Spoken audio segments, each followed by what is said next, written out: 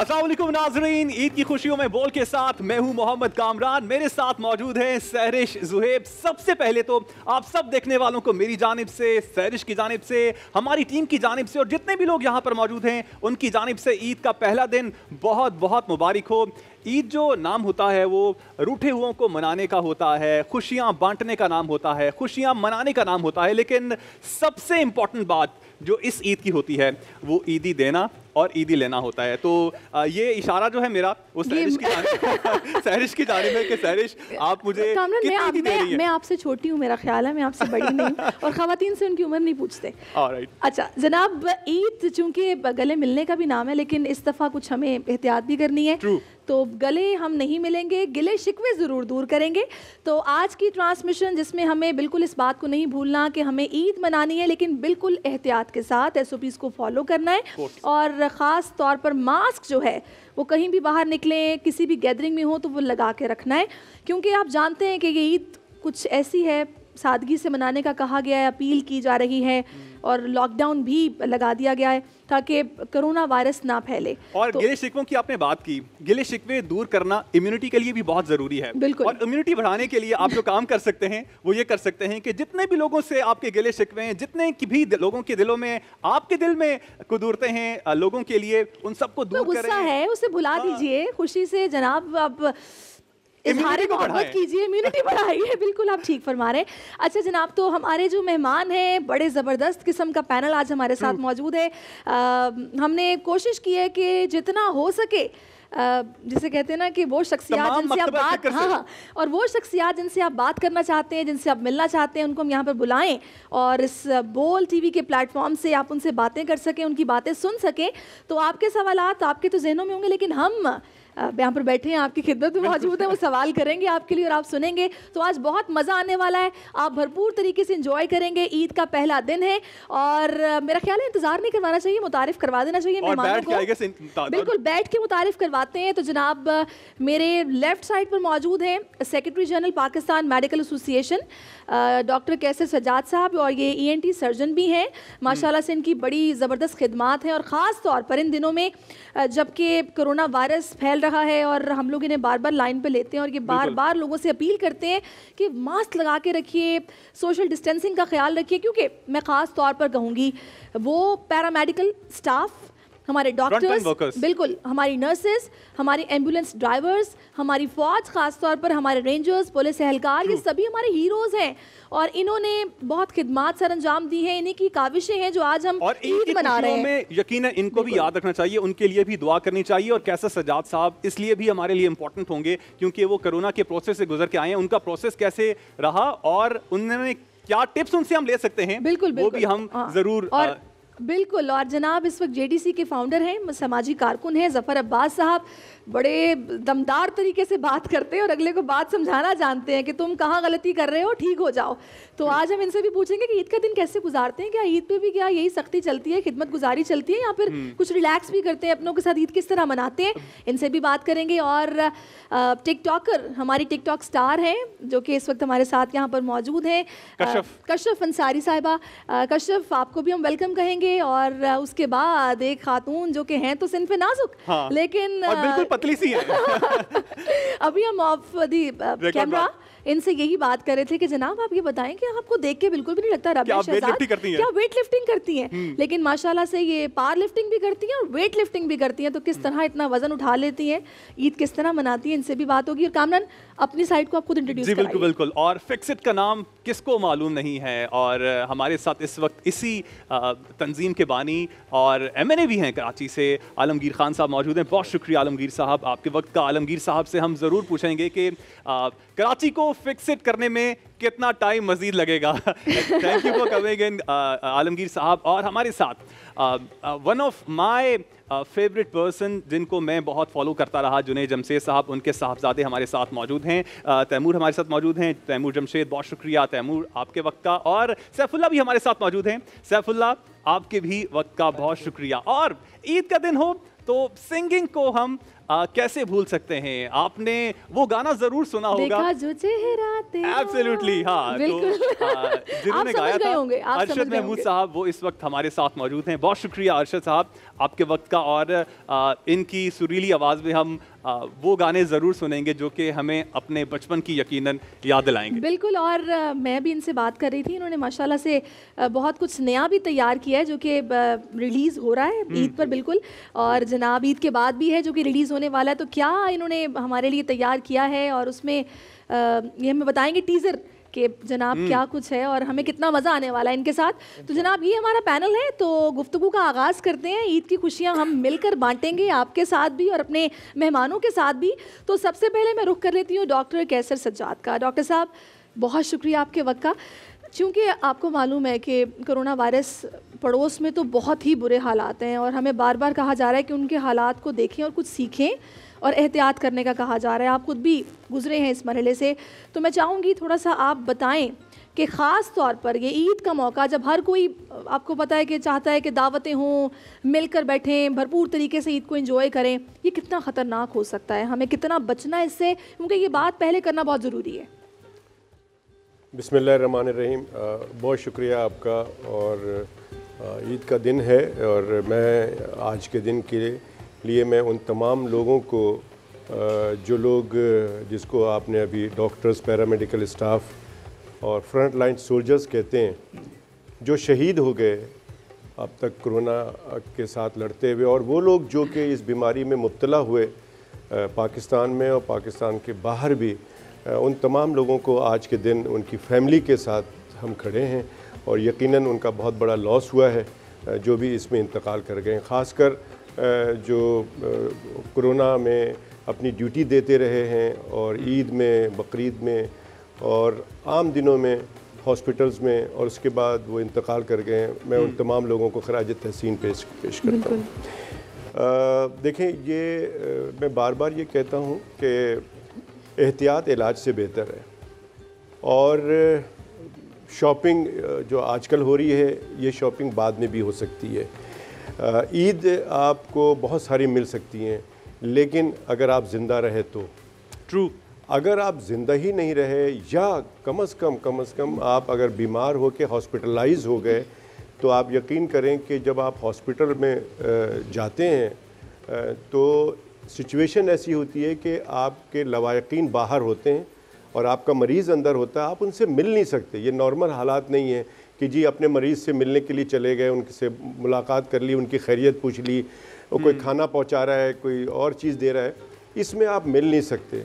ये mental torture है जो लोग बाहर होते हैं, और जो उससे ज़्यादा टॉर्चर होता है जो मरीज़ अंदर होता है। बिल्कुल, आप कैसे साहब बजा आपने फरमाया। मुझे ज़्यादा दुख इस बात का होता है कि हम लोगों ने, जाहिर सी बात है कि ये जब चांद रात तक जो ये शॉपिंग्स हो रही थी, सील किया जा रहा था मार्केट्स को, वहीं लोगों से बात भी हो रही थी कि भाई आप लोग क्यों नहीं मास्क लगा रहे। अभी मैं बल्कि वाजे कर दूं कि कैसर साहब ने मास्क लगाया हुआ था, नहीं उतार रहे थे। मैंने थोड़ी सी रिक्वेस्ट की कि कुछ देर के लिए मास्क आप उतार दें, वरना वो नहीं उतारना चाह रहे थे, क्योंकि वो कह रहे थे हम तो खुद बताते हैं कि भाई मास्क लगा के रखना है, हम खुद कैसे उतार सकते हैं। मैं उन लोगों की बात करना चाहूँगी कि जो ये बोलते हैं कुछ नहीं हमें कोरोना वरोना, ये बिल्कुल ये फजूल सी बात है। ये जस्ट एक बिला वजह का एक ड्रामा क्रिएट किया गया है, और ये फंड्स लेने के लिए, और जनाब ये कुछ नहीं होता, ये मास्क तो बल्कि जर्म्स क्रिएट करते हैं, और बिल्कुल से जर्म्स फैलते हैं। ये किस तरह की बातें हैं, कैसा माइंडसेट है ये? देखें, ये मैं सिर्फ शॉर्ट बताना चाहता हूँ कि कोरोना एक हकीकत है, और आप टीवी पे भी रोज़ाना देखते हैं NCOC की रिपोर्ट आती है। ये वो रिपोर्ट है जो कि रजिस्टर्ड है, लेकिन जो रजिस्टर्ड नहीं है वो और भी होंगे। तो अब तक आप देखें तकरीबन 8,000 के करीब लोग जो है इंतकाल कर चुके हैं। तो इस तरह से ये वाकई हकीकत है, और हमें इस बीमारी से बचना है। ये वबा है, और अल्लाह ताला ने भी बोला है कि जी आप इस तरह की चीज़ों को अपनी हिफाजत करें। बिल्कुल ठीक है। तो मैं समझता हूँ कि ये सारी बातें मैंने इसलिए की कि इसका हल सिर्फ यही है कि आपने एहतियात करना है। ईद है, सब कुछ है। आपने शुरू में बहुत अच्छी बात की है इंट्रो में कि गले नहीं मिल रहा है, बिल्कुल हाथ भी नहीं मिलाना है, क्योंकि ये बीमारी एक से दूसरे में बिल्कुल ट्रांसफर और गले नहीं मिलना है, लेकिन गिले जरूर दूर करना। मैं चाहूंगा कि जफर साहब को भी हम थोड़ा सा क्लियर कर दूं कि जो मैंने अभी ये बात की है ना कि जो मार्केट सील हो रही थी, ये बड़ी अच्छी बात है कि एक स्ट्रेटजी बनाई गई कि पहले कहा गया कि जुम्मा इतवार, फिर हफ्ता इतवार। तो ये जिन दिनों ये स्ट्रेटजी नहीं बनी थी, उन दिनों जितने भरपूर तरीके से हमारी पुलिस, हमारी रेंजर्स, हमारे इदारे काम कर रहे थे कि बाकायदा चेक एंड बैलेंस रखा गया था। जामे क्लॉथ कराची में उसको सील किया गया, इस तरह वो मार्केट्स, मोबाइल मार्केट्स जहाँ पर बला का रश था उनको सील किया गया। तो खिराज तहसीन पेश करते हैं अपने पुलिस एहलकारों को, अपने इदारों वो को। बहुत नागुज़ीर था। हम फ्रंटलाइन वर्कर्स की और फ्रंटलाइन हीरोज़ की बात कर रहे थे, लेकिन हमारे एक और हीरो जो कि कोरोना के दिनों में, बल्कि उससे पहले भी बहुत पेश रहते हैं, ज़फ़र अब्बास साहब, उनसे भी मैं बात करना चाहूँगा। ज़फ़र अब्बास साहब, क्या आपने सोच के एक तो जेडीसी बनाई थी, क्या आप जब बचपन में छोटे थे उस वक्त लोगों को आपने देखा सफ़र कर रहे थे, तब आपके दिल में ख्याल आया, या आपने अभी आपके दिल में जब आप जवान हुए तब ख्याल आया लोगों के लिए? How does it feel and start कैसे हुआ? देखिए, मैं पहले ही बता चुका हूँ कई प्रोग्रामों में कि सोशल वर्कर जो होता है, कोई भी सोशल वर्कर, हाँ, जो कोई समाजी कारकुन जिसको बोलते हैं आप, जो बगैर उजरत के सड़क से पत्थर हटा देता है। मस्जिद में कुछ बुजुर्ग ऐसे नमाजी होते हैं जो पहले आके जा नमाज बिछाते हैं, और जब सब नमाजी चले जाते हैं तो बगैर किसी उजरत के वापस जा नमाज तय करके अपनी जगह पर रखते हैं, लाइट बंद करते हैं। तो ये सब रज़ाकार होते हैं। देखिए ना, सड़क पे पत्थर पड़ा होता है, कई गाड़ियाँ गुजर जाती हैं, लेकिन एक कोई बाइक, मोटरसाइकिल मतलब या साइकिल या कार रुकती है, एक शख्स आता है, वो चीज़ हटाता है रोड के बीच से और दोबारा बैठ के चला जाता है। तो इसी तरह से रज़ाकार जो होता है वो फैसले से नहीं बनता। आप बच्चों में चेक कर लें, मैं बता चुका हूँ पहले भी कि 5 बच्चे हों घर में और अगर कोई वालिद 4 चीज़ें लेकर आए खिलौना, कोई एक बच्चा अगर खुद से विड्रॉ कर रहा है कि नहीं मुझे खिलौना पसंद नहीं है, मेरे पास है पहले से, तो वो रज़ाकार है। वो रो नहीं रहा, वो लड़ नहीं रहा। तो रज़ाकार तो पैदाइशी होता है वो। अच्छा, वैसे मैं क्योंकि आपको सुनती भी रहती हूँ, माशाल्लाह से किसी को बात समझानी हो तो आप बड़े अच्छे से समझाते हैं इसमें कोई शक नहीं है। लेकिन मैं आपसे ज़रूर ये पूछना चाहूँगी कि फैमिली आपकी कितना आपको सपोर्ट करती है? यकीनन करती तो है, लेकिन शुरू में क्या प्रॉब्लम हुई? क्योंकि आजकल इतनी वो अफरा तफरी का दौर है कि अपने लिए किसी के पास टाइम नहीं है, और ऐसे में किसी और के लिए कुछ करना ये बहुत बड़ी बात है। लाजिम बात है, शादी के बाद मेरी मिसेस को शुरू में थोड़ी बहुत मुश्किल हुई। लाजिम, आप अगर रात में 6 बजे घर पहुंच रहे हो और अभी आप घर पहुंचे हैं और अभी आपकी मिसेज आपसे शिकवा शुरू करें कि भाई तो पहले आपने कोई स्ट्रेटजी रखी होती है और अभी वो बात कर ही रही हो कि पीछे से फ़ोन आ जाए कि जी एक औरत आई है, शोर कर रही है, उसका शोर वेंटिलेटर पे और कह रही है 2.5 लाख फ़ौरन चाहिए, तो आप फिर वापस ऑफिस भागेंगे कि चलते हैं, बात करते हैं, डिस्काउंट कराते हैं, कुछ करते हैं, उनको श्योरिटी देते हैं अस्पताल वालों को, सुबह बैंक खुलेगा।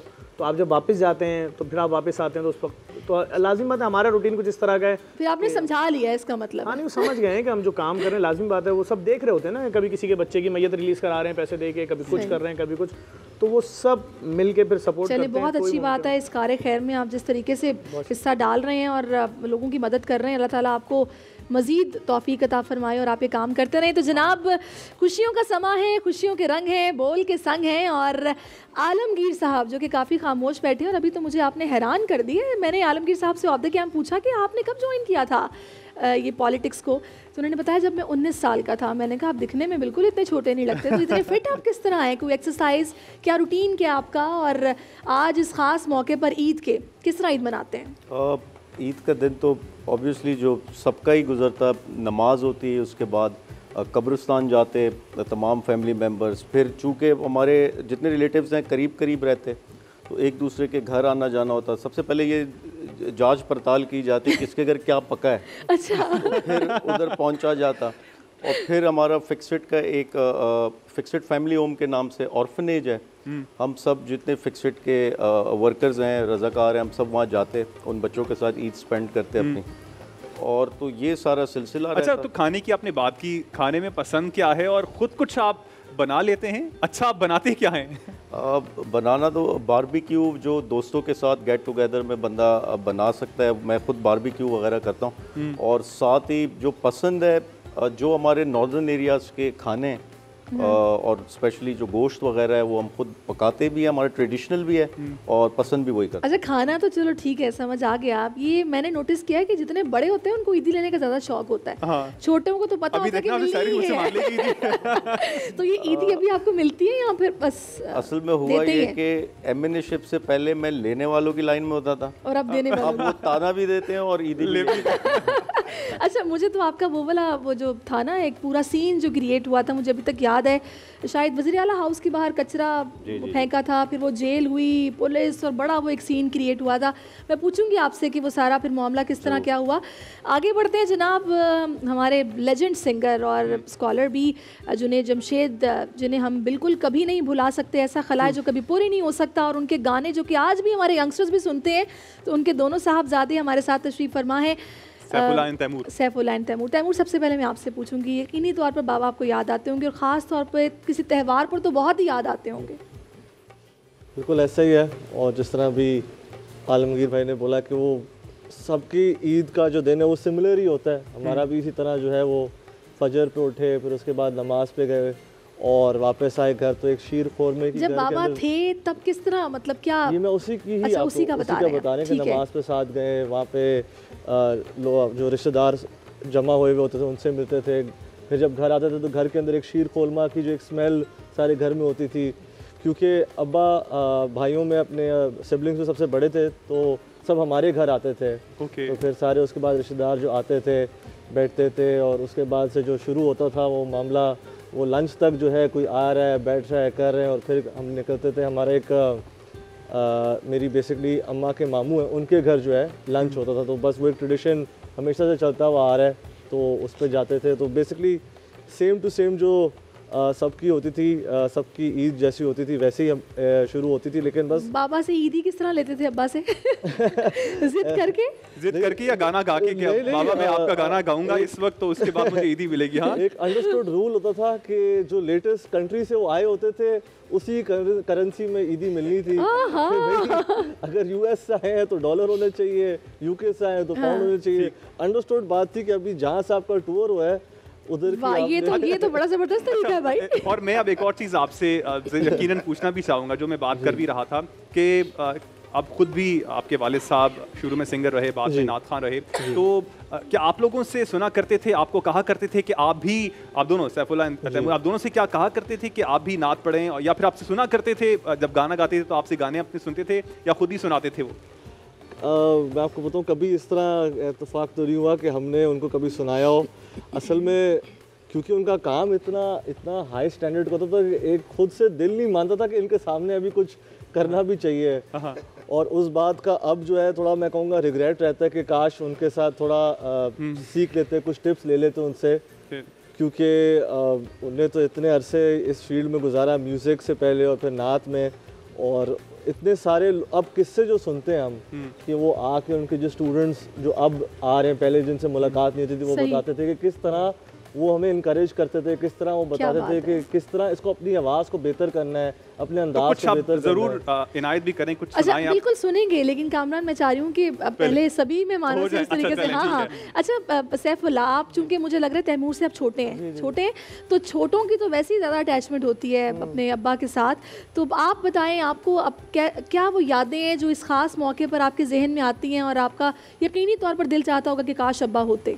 नहीं, बिल्कुल एग्जैक्टली, ये ऑब्वियसली ये तो बात है कि वो एक कमी तो ऑब्वियसली महसूस होती है, लेकिन जैसे तैमूर भाई ने बताया कि ईद का दिन वैसे ही उनका बड़ा, क्योंकि कम टाइम होता था यहाँ, जो ज़्यादातर बाहर होते थे, जब होते थे स्पेशली अगर ईद पे होते थे तो उनका होता था कि यार सब एक साथ आओ, पूरी फैमिली उठो, हर किसी से मिलो, तो मतलब सुबह उठा देंगे, नींद आ रही है नहीं आ रही, सब कमरे में घुस गए, लाइटें खोल दी और बस एक वो हलचल मचा दी। अच्छा, ईद की नमाज के लिए भी बड़े ऐसे ही करते हैं कि भी उठ जाओ बस अब पढ़ने जाना है। कोई मेमोरी वैसे है जो जुनैद जमशेद साहब की आपके जहन में हो, खास तौर पे ईद के related? Any memory that you want to share with our audience? मेरे ख्याल से वो कर सकते हैं, वो बड़ा मेरे ख्याल से small things mean the most. मेरे ख्याल से जो सुबह हमने यूजुअली हलवा पूरी का भी होता था, पूरी फैमिली गई, रोड साइड टेबल हमने खुद ही लगवाया, वहाँ बैठे, और वो जो एक टाइम होता है वो आई थिंक काफ़ी स्पेशल होता है। जो बड़ी दावतें होती हैं वो तो होती हैं स्पेशल, लेकिन जो छोटे आई थिंक जो स्मॉल थिंग्स होती है ना वो काफ़ी आपको मीन करती हैं। ऑलराइट, चलें अब अरशद महमूद साहब के जाने भी पड़ते हैं। अरशद साहब, द लेजेंडरी सिंगर। अरशद साहब, मुझे ये बताएं कि ईद का दिन वैसे यूजुअली आपका कैसे होता है, वो तो यकीनन आप बताएं, और दूसरा डिफरेंस क्या है जब इससे पहले जब ईदें होती थी, आप कोरोना की जो ईद है इसमें आप डिफरेंस क्या फील कर रहे हैं? कोरोना से पहले ये है कि मेरी पैदाइश जो है वो रोडी डिस्ट्रिक्ट सक्खर की है, तो मेरा बचपन जो है ज़ाहिर है वो रोडी में गुजरा है, तो मैं घर में ज़रा लाडला था। मैं 7 बहनों के बाद पैदा हुआ हूँ। ओके। 7 बहनें और 3 भाई, तो लाडले होने की वजह से थोड़ा सा जी तो प्रिविलेज मिलता था। जी बिल्कुल। तो उसमें ये कि जब छोटा था तो बचपन से ही वालदा के हाथ के मतलब यखनी पुलाव ईद वाले दिन जो है ना, ख़ास तौर पे यखनी पुलाव और सवैयाँ जो हैं वो ज़रूर बनती थी। और जब मेरी वालदा फौत हो गई तो अब मेरी मिसेस जो हैं वो उसको लेके चल रही हैं। और हर घर में, बहनों के घरों में भी, हर घर में सुबह यखनी पुलाव और ये अपना सवैयाँ जी ये ज़रूर बनती है। तो सुबह सुबह इसी तरह उठते। पहले क्या था कि बचपन में ये होता था कि हम सारी रात जागते थे। हमारी बहनें जो हैं कपड़े पड़े इस्त्री करके रखना, और फिर हम लोग घर को धो रहे, कसाई की दुकान पर खड़ा हुए हैं कि चाचा यहाँ से गोश्त काट के दे, यहाँ से दे। अच्छा, उस वक्त जो है ना चोर बाजारी कम होती थी। सही। और उस वक्त हर चीज़ असली होती थी। मुझे इतना याद है, मैंने 10 आने का 1 किलो उस वक्त शेर होता था, 10 आने का शेर दूध लिया हुआ है। अच्छा। और ऐसा दूध के वो चेक करते थे, उगलेगा कि खतरा उसे। अपनी उम्र बता रहे नहीं, अल्हम्दुलिल्लाह, अल्लाह ताला की बड़ी मेहरबानी है। मैं अभी अगले महीने जो है मैं 65 का हो जाऊँगा माशाल्लाह। तो अल्लाह ताला की सब मेहरबानियाँ हैं। तो अब सारी रात जागते थे हम कि सुबह हो तो हमारे घर के साथ एक रेलवे लाइन थी, उसके बाद एक बाज़ार लगता था ईद का। ओके। उसको देखने के लिए जो है ना सारी रात 3-3, 4-4 दफ़ा हम जाते थे सारे दोस्त मिल के। हली यार डिसो बाज़ार शुरू थी, कौन शुरू सारे दोस्त मिल के जाते थे। तो इस तरह से होते। तो फिर अब जो है, अब जाहिर है कि बच्चे बड़े हो गए, तो अब जिस तरह से ईद होती है, बच्चे पहले वैसे होता था जो आप बात कर रहे हैं, बल्कि मैं इससे रिलेट कर पाऊंगा कि पहले मजा ऐसे भी आता था कि आपको ईद पे कपड़ों का भी एक होता था कि आपने ईद वाले दिन कपड़े पहनने हैं। अब क्योंकि इतनी नफ्सा नफ्सी हो गई है, अब आप हर रोज ही नए कपड़े पहन रहे होते हैं, तो वो जो एक चार्म था ईद का वो चला गया। सबसे ज्यादा खुशी इस बात की होती थी कि उस वक्त साई के जूते बनते थे, तो साल में एक मरतबा जो है ना नया जूता मिलता था। वालिद साहब हमारे रेलवे में थे, तो जाहिर है इतने बहन भाइयों को, बच्चों को पालना, तो मैं तो दुआ करता हूँ कि अल्लाह ताला उनको जन्नत में आला मकाम दे। उन्होंने बड़ी मेहनत की। तो आज तो हम पता नहीं कितने जूते लेके कहाँ से, इटली से कहाँ से लेकर आ जाते हैं। सही। उस वक्त जो एक जूता जो मिलता था। चलिए अरशद साहब, आपने बड़ी मजे की, जबरदस्त, बड़ी प्यारी आपने मेमोरीज हमारे साथ शेयर की हैं और अच्छा लगा सुन के मुझे। चलिए जनाब, अच्छा मैं चाहूंगा कि कशफ से भी हम गुफ्तगू कर लें, फिर हमने ब्रेक पे भी जाने का। अच्छा, कशफ से पहले रबिया जो है शहजाद, वो मैं चले उनसे पहले। अच्छा रबिया, आप एक और बात जो मेरे जहन में आ रही थी, वेट लिफ्टिंग आप करती हैं। अब जो वेट लिफ्टिंग का जो एक पूरा प्रोसेस है, और जो लोग आपको देखते होंगे वो ये सोचते होंगे कि यार कम से कम ये रोटियां नहीं घर पे बनाती होगी, सालन नहीं बनाती होगी। तो ये उनका सोचना सही है या फिर गलत है? मैं आपसे भी कशफ ये सवाल करूंगा ज़रूर। तो ये ऐसा कुछ है कि नहीं है? आप घर में सालन वगैरह और कुकिंग करती हैं? कुकिंग में इंटरेस्ट है आपका? नहीं, मुझे कुकिंग में इंटरेस्ट नहीं है, लेकिन खाने में इंटरेस्ट है। अच्छा। तो लगता बिल्कुल भी नहीं है। नहीं, बनाना नहीं है, बस आप मुझे बना के दे दो, मैं उसको खा अच्छे से लूँगी। अच्छा, पसंद क्या आपको खाने में? मुझे खाने में वैसे सब कुछ पसंद है, किसी चीज़ में मैं ना नहीं करती, बस अच्छा बनाओ। और तो मेंटेन कैसे करती हैं? अच्छा, मुझे इस बात की भी हैरत है कि हम, जिस तरह मैं भी एक लड़की हूँ, तो अगर मैं ये सोचूं कि मुझे वेट लिफ्टिंग करनी है, पावर लिफ्टिंग करनी है, तो मुझे सबसे पहले ख्याल आएगा कि मेरे इर्द गिर्द वाले क्या बोलेंगे, क्या करने जा रही हो तुम, ये क्या मतलब, क्या वजन क्या उठाओगी, वो काम है करने वाला। एब्सोल्युटली। ये, और अगर आप पाकिस्तान में ऐसे हो तो वो कहते हैं कि ये तुम क्या मजदूर बन रही हो, क्या लोहे उठाने हैं। तो आइडिया वैसे आया क्या कि आपकी फैमिली में कोई पहले से वेट लिफ्टिंग करता था, किसी को देख के आपको ख्याल आया कि यार ये वेट लिफ्टिंग कर रही है और मुझे भी ऐसा बनना है? सो ये हुआ कैसे? मुझे बचपन से, हैरानी होगी आप सबको सुन के, लेकिन मुझे बचपन से थोड़ी मार धाड़ का बहुत शौक था। मेरी से बहनें, हम लोग तीनों बहनें हैं, तो उनके साथ भी अगर लड़ाई हो गई तो उनको अच्छे से पीट दिया, या फिर पापा के साथ हो गई। एक्चुअली मुझे पापा ने ट्रेन किया, मेरे फादर मेरे साथ रेसलिंग करते थे, तो उनके साथ मैं रेसलिंग कर करके वो एक दूसरे को नीचे गिराना, उसके ऊपर चढ़ जाना, और वो एक स्ट्रेंथ एक डेवलप हो गई, और इसमें अंदर एक इंटरेस्ट पैदा हो गया कि ये पावर वाला कोई चीज़ करनी है जिसमें आपके पास ताकत, और आपके सामने कोई आए तो आप उसको आपके पास आपको एक सुपीरियरिटी फील होती है कि आपके पास ताकत है, आप उसको गिरा सकते हो। तो बस उधर से ही मुझे हुआ। फिर मैंने रेसलिंग की तरफ देखा कि रेसलिंग कर सकते हैं, लेकिन नहीं, मैंने कहा रेसलिंग नहीं, निकल जाएगा। चले आपसे पूछेंगे कि आपके पापा ने आपको ट्रेनिंग करवाई कैसे, और फिर उसमें क्या क्या मुश्किलात आई, कहाँ कहीं आपको फील तो नहीं हुआ कि नहीं यार छोड़ो ये काम ठीक नहीं है? मैं आपसे पूछूंगी।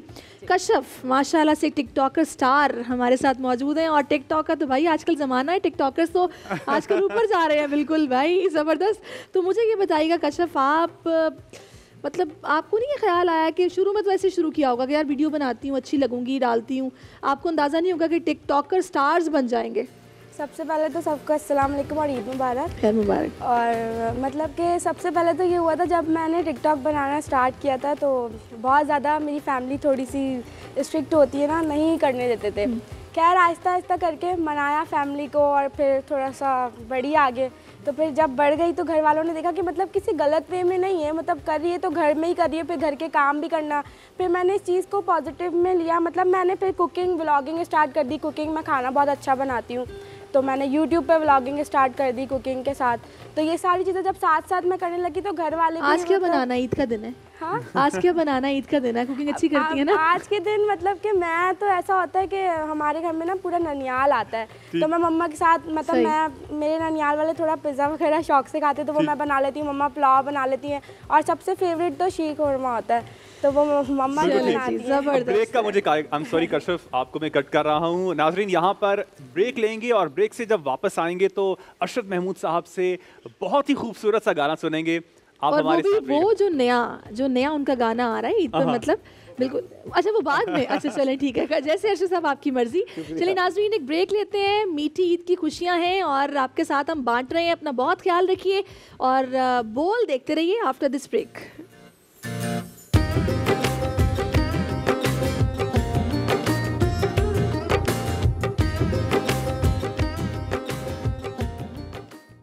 लाइक आपको जब मैंने पहली बार ये गाना सुना था, अभी तक याद है आपको, इवन कि इतनी बार, इतना टाइम गुजर चुका है इस गाने को सुने हुए, लेकिन इसके बावजूद जो बोल हैं वो अभी तक याद और है। जब जब सुनते हैं तब तब मज़ा आता है। इतना प्यारा गाना ये।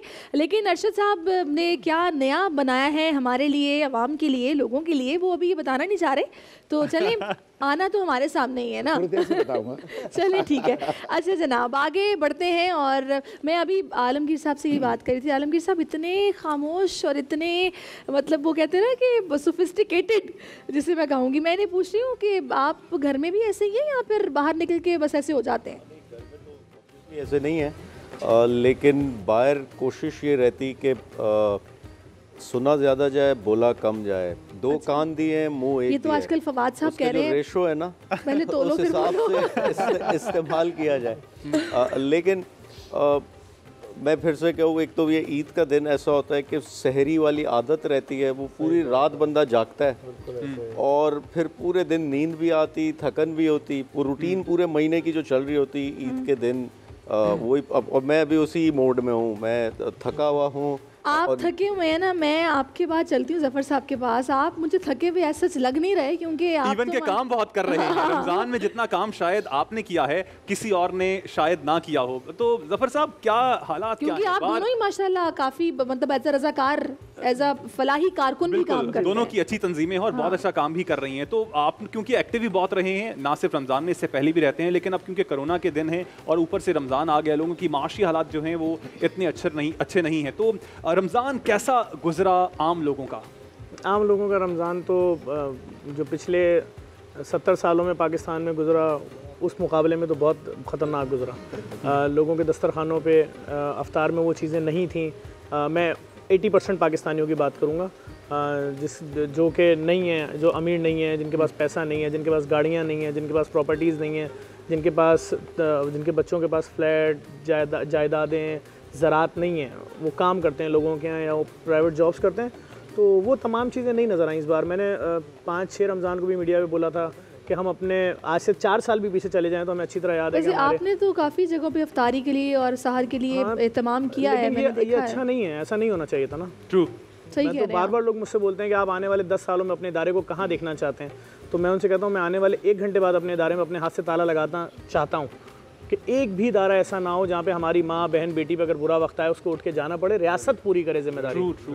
क्यों मेरी बहन कहीं जाके लाइन में लगेगी और ये यकीन दिलाएगी। इसका जवाब देंगे आलमगीर साहब। आलमगीर साहब, क्यों, मतलब जाहिर सी बात है, हम देखते हैं खान साहब को बार बार मगरिब की मिसाल देते हैं कि वहाँ देखें ऐसा हो रहा है, उसको एज आ रोल मॉडल पेश करते हैं वहाँ के लीडर्स को और वहाँ की मतलब जो स्ट्रेटजीज़ हैं। ये रियासत की जिम्मेदारी है ना कि आप अपने शहरी के हकूक़ का तहफ़्फ़ुज़ करें, उसका ख्याल रखें।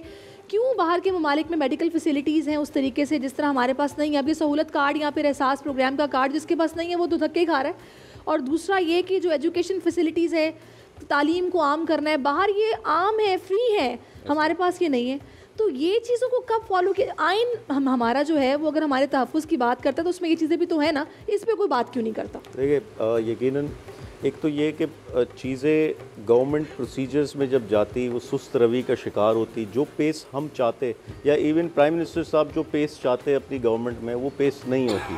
और नंबर 1 नंबर 2 ये पहली बार हुआ है कि एहसास प्रोग्राम के तहत 120 अरब से ज़ायद की रकम खर्च की गई और आम आदमी तक पहुंचाई। उसमें मुख्तलिफ़ प्रोग्राम्स हैं, 40 से ज़ायद प्रोग्राम्स हैं, जिसमें ये जो बेनज़ीर इनकम सपोर्ट है उसके ज़रिए। वेरी सॉरी टू से मैं आपको इंटरप्ट कर रही हूँ। जब गवर्नमेंट चली जाती है तो फिर वो पिंडोरा बॉक्स खुलता है कि जनाब इतनी बेज़ाब्तगियाँ हुई, इतना अपनों को नवाजा गया, कार्ड्स अपनों को दिए गए, रकम खुर्द-बुर्द हो गई। अच्छा, ये पहली बार हुआ कि जिनको नवाजा गया था उन पर केसेस बनाए गए। आपको आपके इल्म में होगा भी, आप मीडिया ने रिपोर्ट किया था, जो ब्यूरोक्रेट्स की वाइफ्स थी और उनके नाम थे इस कैश कफालत में, उन पर FIR बनाई, उनके नाम शाये किए, डिस्क्लोज किए, मीडिया पर आए। इसी तरीके से NGO इस एहसास कफालत प्रोग्राम के ज़रिए खाना पहुँचाया जा रहा। ये शेल्टर होम्स बनाए गए मुसाफिरों के लिए या गरीब तबके के लिए। ठीक, तो ये पहली बार है कि सोशल सेक्टर में गवर्नमेंट का रुझान है, वहाँ उसकी तरफ फंडिंग की जा रही है। लेकिन मैं फिर से कहूँ, नाकाफ़ी है। लेकिन जो बिगाड़ है पिछले 60 साल का, वो इतना आसान नहीं है। और फिर जो रिफॉर्म्स का अमल है इस वक्त, ज़फ़र बिल्कुल ठीक कह रहा है, लोग तकलीफ़ में हैं। उसकी वजह यह है, देखें, आपने हमेशा पिछले 30 साल में एक्सपोर्ट्स पे काम नहीं किया, आपने 30 साल में एग्रीकल्चर पे काम नहीं किया, आपके पास डॉलर का आज सरमाया नहीं है, करंट अकाउंट डेफिसिट 20 अरब डॉलर से ज़्यादा का था, आपके पास डॉलर्स नहीं थे। सिंपल बात ये, आप 48 अरब डॉलर्स की इंपोर्ट करते हैं, 22 से 23 अरब डॉलर की एक्सपोर्ट करते हैं, कहाँ खड़े होंगे आप? तो ये, और फिर जहाँ आप एक्सपोर्ट में कॉटन में, मैं सिर्फ एक मिसाल दूँ, कॉटन में सबसे आगे थे, वहाँ उसी सेक्टर में आपने जाके शुगर मिल्स लगाना शुरू कर दिया। चलिए हम यही एक्सपेक्ट करते हैं कि देखिए, मैं सिर्फ ये कहूँ कि ये रिफॉर्म्स का अमल है, लोगों को सहना पड़ेगा। आप वजह क्या है, हम कर्जे पे तकरीबन 2.5 से 3 साल तो हो गए हैं, गरीब आदमी के लिए एक दिन गुजारना मुश्किल है। जो रेवेन्यू जनरेट करता, हमने 6000 अरब रुपए सिर्फ पिछले कर्जों के सूद पे अदा किए। आधा रेवेन्यू कर्जे के चलिए, अल्लाह करे आपकी नीयत साफ है तो आगे यही है कि ये जब पाकिस्तान तहरीक इंसाफ की हुकूमत 5 साल मुकम्मल कर लेगी, उसके बाद हमें ये तमाम चीज़ें जो इस वक्त आम आदमी जिन चीज़ों से गुजर रहा है उनसे वो नहीं गुजर रहा होगा और हालात बहुत बेहतर होंगे। डॉक्टर साहब, अब थोड़ी सी बात हम क्योंकि डिविएट भी कर रहे थे, एक बात मैं इनके साथ ही ना इस बात से रिलेटेड है, इसलिए बताना चाह रहा हूँ कि आपने जो कहा ना कि वहाँ पे मेडिकल की जो सहूलियात है, वहाँ आप सुई भी खरीदेंगे ना तो उसका टैक्स देना पड़ता है। वहाँ बच्चे से लेके बूढ़ा तक जो है वो टैक्स देता है। टैक्स ही नहीं देते, हमारा सबसे बड़ा मसला। बिल्कुल आपकी वो बात बिल्कुल ठीक है, वो टैक्स नेट बढ़ाने की लोग बातें कर भी रहे हैं, लेकिन वही बात है कि नहीं है। मेरी 5 लाख तो हमारे टैक्स देने वाले पूरे 22 करोड़ आवाम में से 5 लाख टोटल बंदा टैक्स देता है, 3.5 लाख। डॉक्टर साहब, मैं चाहूंगा कि हम वापस ईद की जो बातें वो करें। डॉक्टर साहब, अब थोड़ी सी बात हम आपके बचपन की भी कर लेते हैं और डिफरेंस में यूजुअली पूछता होता हूँ कि डिफरेंस क्या फील होता है आपको? इससे पहले भी ईदें होती थी और अब जो ईद हो रही है इसमें आपको कैसा फ़र्क फील होता है, इससे अलावा कि पहले आप ईदी लेते थे और अब आपको देनी पड़ती है? बहुत बड़ा फ़र्क है डेफिनेटली। पहले कोई ज़िम्मेदारी नहीं होती थी, सब कुछ अच्छा होता था और सब कुछ मज़ा आता था और ये टेंशन नाम की कोई चीज़ नहीं होती थी, फ़िक्र नाम की कोई चीज़ नहीं होती थी। और अब क्या होगा ये लफ्ज़ नहीं था। और as compare to previous one, अब जो है सिर्फ यही होता है कि अब इसके बाद क्या होगा, अब इसको कैसे करना है, ये प्रॉब्लम कैसे सॉल्व होगी, ये कैसे हो गया। ये बातें क्या आपके बड़ों को भी फील होती थी उस वक्त जब वो बड़े थे, या फिर अब मामलात मुख्तलिफ हो गए हैं? देखें, जब आदमी बच्चा होता है ना तो उसको कुछ पता नहीं होता और उसको जो बड़े उसको बता रहे होते हैं ना, वो सब कुछ उसको गलत लग रहा होता है कि यार मेरे वालिद मुझे ऐसा क्यों कह रहे हैं, मेरा चचा मुझे ऐसा क्यों कह रहा है, मेरी अम्मी मुझे क्यों डांट रही है, मैं तो सही कर रहा हूँ। लेकिन जब उसकी शादी हो जाती है, जब उसके बच्चे होते हैं, फिर उसको फील होता है कि मेरे वालिद सही कह रहे थे, मेरी माँ सही कह रही थी उस वक्त, हम उस वक्त गलत थे। तो ये बाद में पता लगता है।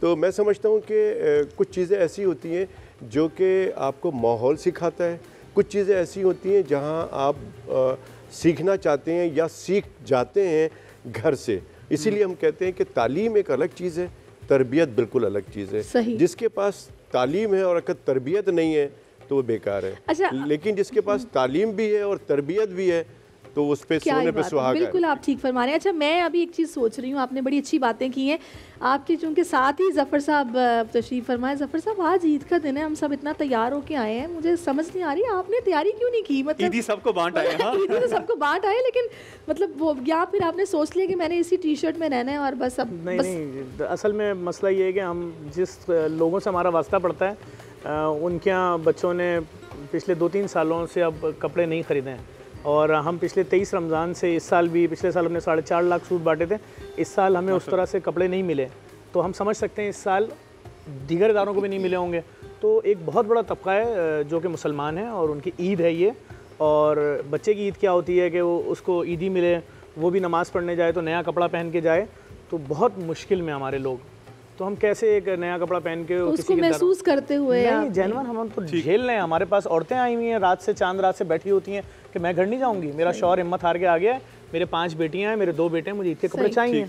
चले अल्लाह ताला, मैं तो यही कहूँगी मुखय्यर हजरात जो हैं उनको ये तौफीक दे, मजीद तौफीक दे कि इस तरह के जो बच्चे जो कि मुंतज़िर हैं आपके। आज पहला दिन है ईद का, आपके पास 2 दिन है, अपने उन तमाम रिश्तेदारों के घर आपने जाना है और तोहफे लेके जाना है, कैश लेके जाना है। सही। आप अगर अपने भतीजे भांजे को 1000 रुपए ईदी देने की इस्तात रखते हैं तो गरीब के बच्चे को 10,000 रुपए ईदी दें। सही कह रहे हैं, सही कह रहे हैं। बिल्कुल, अगर अल्लाह ने आपको दिया है तो ये तो कहते हैं कि अल्लाह के साथ कारोबार है, आप जितना देंगे उतना इसमें इजाफा होगा। और वो एक बड़ी अच्छी बात है कि आपने कौन सा पल्ले से देना है।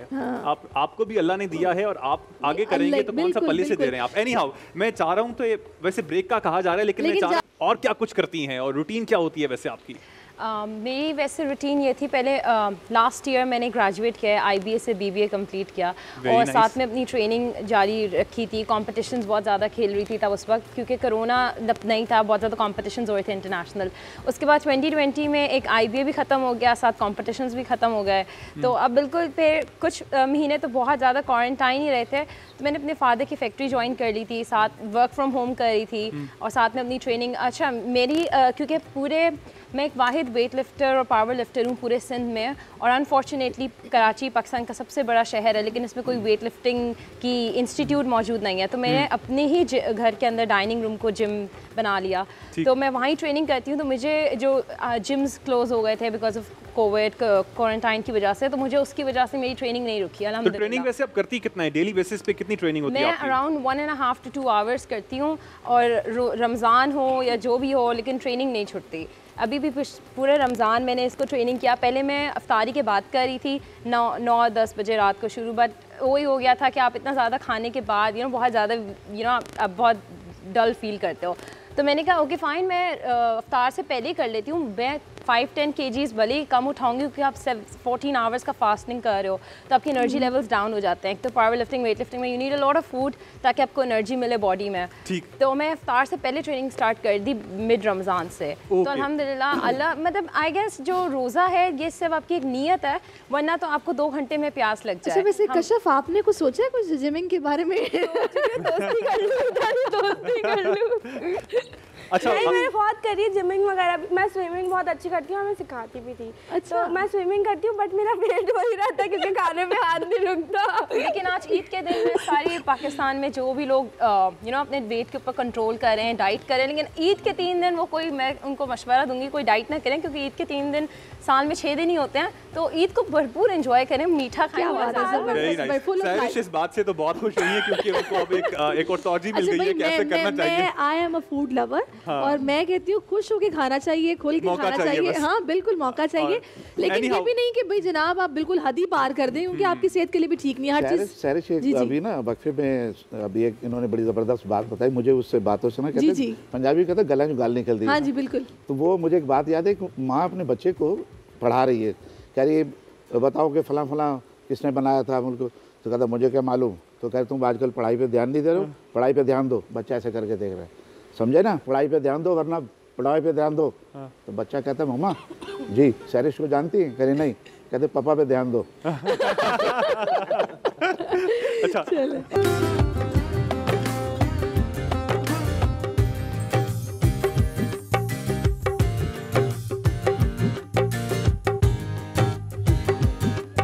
वेलकम बैक नाजरीन। और ब्रेक पर जाने से पहले आपने देखा अर्शद साहब ने अपना जो नई कलेक्शन है उसका बड़ा ही ज़बरदस्त सा एक ट्रैक हमें सुनाया और बहुत मज़ा आया। मुझे क्या बताएगा अर्शद साहब, ये रोमांस और जनाब पागल हवा, मौसम, और इससे पहले भी कानों में झुमका, तेरा चेहरा, ये मुझे लगता है कुछ आपकी भी वो जो मिजाज है कुछ वो आशिकाना जिसे कहें। मैं थोड़ा सा बदनाम हूँ कि मैं रोमांटिक गाने ज़्यादा गाता हूँ। अच्छा जी, तो लेकिन बेगम जो होती हैं, क्या उनको इस बात पे एतराज़ होता है और उनको सोच के आप गा रहे होते हैं, और वैसे सोच पीछे क्या होती है? वो पूछती हैं आपसे कि ये तुमने गाया मेरे लिए एक्चुअल में है या फिर जहन में कुछ और है? कुछ नहीं, ऐसा कुछ नहीं। मैं आपको मज़े की बात बताऊँ, मेरी जब शादी हुई है तो मैंने अपनी बेगम को नहीं देखा था। ये मेरी माँ की पसंद है, और माएँ जो है ना, माँ बाप जो हैं अपनी औलाद के लिए बहुत अच्छा और बेहतर करते हैं। तो आजकल जो आपके चैनल से मैं एक मैसेज ही देना चाहता हूँ उन बच्चों को, जो आज का जो यूथ है, अपनी मर्ज़ी छोड़े, अपने माँ बाप की मर्ज़ी पे चलें। और माँ बाप ज़ाहिर है आपसे इतना प्यार करते हैं तो आपके लिए दुल्हन भी अच्छी ढूंढ के लाएंगे। बिल्कुल सही कह रहे हैं तो इसलिए माँ बाप की, लेकिन मसला कुछ और है ना, नहीं सुनते बच्चे। अच्छा चले, अभी यहाँ पे जैसे कि मेरा ख्याल है मोस्टली शादीशुदा हजरात हैं, आलमगीर भी शादीशुदा ही हैं, तो आप बताएं बेगम को शॉपिंग कराने लेके जाते हैं? क्योंकि मैंने अक्सर देखा है वो मर्द हजरात जो कि तरह बिजी होते हैं, क्योंकि आप पॉलिटिक्स में भी हैं, तो वो कतराते हैं कि अब तुम चले जाओ शॉपिंग करने, मुझे रहने दो, मैं घर पे ही ठीक हूँ या मुझे को काम है। ऐसा तो नहीं होता? कोशिश तो होती है कि ऐसा ही हो कि वो बाकी सिस्टर्स के साथ या और फैमिली मेम्बर्स के साथ चले जाएं, लेकिन ऐसा भी होता है कि साथ मुझे भी जाना पड़ जाता है। ये तो नहीं होता कि रास्ते में लोग रोक लेते हों, वो आलमगीर साहब आप रुकें, पहले हमारा मसला सुलझाएं, उसके बाद बेगम की बात सुने। होता है ऐसा, लेकिन मैनेज हो जाता है। वैसे तंग करती हैं बेगम आपको या सपोर्टिव हैं कि आप फिक्सिट भी चला रहे हैं, साथ आपके हल्के के अवाम भी है, तो ओवरऑल सपोर्टिव हैं आपकी बेगम? बहुत सपोर्ट करती हैं, और वो चाहे फिक्सिट हो या कोई और स्पेशली चूँकि सोशल मीडिया पे ज़्यादा हमारा वो एक्टिविटीज़ वगैरह अपडेट्स होती हैं, तो उस पर पूरे दिन की जो भी एक्टिविटीज़ होती है आखिर में वो अपना फीडबैक ज़रूर देती है किसी भी एक्टिविटी के हवाले से, या जो अगर हमने कोई गलती की हो या कोई अच्छा काम किया हो तो उनका फीडबैक। और इन लॉस तो नहीं मतलब अपने मसाइल ज़्यादा बताते कि इधर हमारा मसला तो पहले हल कराओ ना? नहीं, ऐसा नहीं है, अल्हम्दुलिल्लाह ऐसा नहीं है, ऐसा नहीं। अच्छा मैं चाहूँगा कि ज़फ़र अब्बास साहब से पूछा जाए। ज़फ़र अब्बास साहब, आप ईदी भी लोगों को देते हैं, लोगों में ईदी भी बांटते हैं, अफ्तारियाँ भी करवाते हैं, उन्हीं के साथ अफ्तारी कर रहे होते हैं, तो बेगम कहती नहीं है कि मेरी ईदी कहाँ पे है, और लोगों में ही सारी ईदी बांट के आ गए हो, लोगों को ही शॉपिंग करवा रहे हो, लोगों के साथ ही अफ्तारियाँ कर रहे हो, मेरा वक्त कहाँ पर है? तो इस तरह की बातें करती हैं आपकी बेगम? इस तरह की बातें शुरू में करती थी, अब आदी हो गई। वो एक जोक भी है ना, इसी तरह एक आदमी होता है, वो ज्योतिष के पास जाता है हाथ दिखाने, तो हाथ दिखाता है, उससे पूछता है कि मेरी शादी जो है वो हो गई है, लेकिन मैं खुश नहीं हूँ। तो वो कहता है कि बस बेटा 3 साल तुम इंतजार करो, 3 साल बाद मैं खुश हो जाऊंगा। कहते नहीं, वो आदी तुम आदी हो गए। तो आप भी अब आदी हो गए? आदी सर मुश्किल। चलिए अच्छा, अब सैफुल्लाह तो जनाब बचे हुए हैं अभी, क्योंकि अभी ये कमारे हैं, और तैमूर माशाल्लाह साहिबे बेगम है। तो आप ये बताएं कि आपका किस तरह गुजरता है चांद रात का दिन, और ईद पे भी मतलब क्या फरमाइशें क्या होती हैं और किस तरह डील करते हैं फिर? ये मैं अभी आपने लाइव शो में मुझसे पूछ लिया, मैं तो बात को यहाँ से वहाँ घुमा देता हूँ। अभी तो चले फिर भी कोविड का ज़रा एक वो है, तो पर्दा बिल्कुल तो उसको मैं यूज़ करता हूँ कि यार अभी तो कोविड है, कहाँ जाए शॉपिंग, ऑनलाइन दिखा दो, मैं पसंद कर लेता हूँ और उसी से कर लेते हैं। आपके तजर्बात को देख के आपका भाई जो है इसलिए कहता है कि अभी तक बिना बेगम के ही ठीक हुआ। अभी सही, अभी पढ़ाई और काम वगैरह उस पर फोकस करें, बाद में देखा जाएगा। कामरान, आप किस तरह से डील करते हैं? क्योंकि आपकी भी बेगम माशाल्लाह मीडिया में है। हाँ जी। आप खुद मीडिया में। अच्छा, मीडिया में होने का एक और इसमें ड्रॉबैक भी है कि खवातीन जरा इर्द गिर्द होती है, तो बेगम खास तौर पर नजर भी रखती है कि कामरान आप किससे बात कर रहे थे, किसके साथ बैठे हुए थे? अब वो भी ना आदी हो चुकी है, उनको भी पता चल गया है कि ये तमाम चीजें जो है इनके साथ चलना पड़ता है। सो या और हस्बैंड अगर हैंडसम हो तो और प्रॉब्लम है, क्योंकि अब ये क्या मतलब ज्यादा नजर रखनी पड़ेगी। सही है, हम पूछ लेते हैं डॉक्टर साहब से। अब मेरे पे आप ना तोपों का रुख तब्दील करते हैं डॉक्टर साहब पे। डॉक्टर साहब, इस तरह का सिचुएशन है ना, सबकी वो हो रही है। आज की ट्रांसमिशन की ये खास बात है, पाकिस्तान में जो हमारे सिंध के कोरोना के हवाले से मीडिया पे सबसे ज़्यादा केसेस डील कर रहे हैं या नुमाइंदगी करते हैं डॉक्टर कैसर सज्जाद साहब, और मेरे सीधे हाथ पे